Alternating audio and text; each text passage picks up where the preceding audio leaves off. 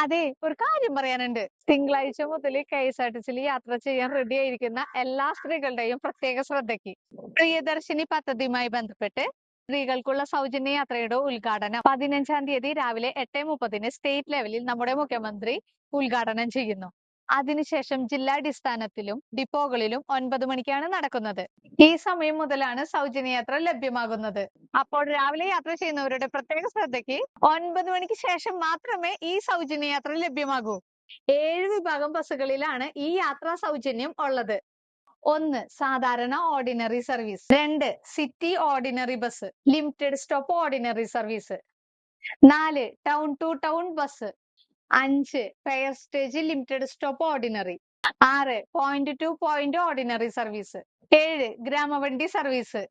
സൗജന്യമുള്ള വണ്ടികളെ തിരിച്ചറിയാൻ ബസ്സുകളുടെ ഡോറുകളിൽ പ്രിയദർശിനിയുടെ സ്റ്റിക്കർ ഉണ്ടായിരിക്കും. മാത്രമല്ല വണ്ടികളുടെ ഫ്രണ്ടിലും ബാക്കിലും പ്രിയദർശിനിയുടെ സ്റ്റിക്കർ ഉണ്ടായിരിക്കും. ഈ വീഡിയോ എല്ലാ വനിതാ യാത്രക്കാരുടെയും അറിവിലേക്കായി ഒന്ന് ഷെയർ ചെയ്യണേ. അപ്പൊ നമുക്ക് നമ്മുടെ യാത്ര തുടരാം.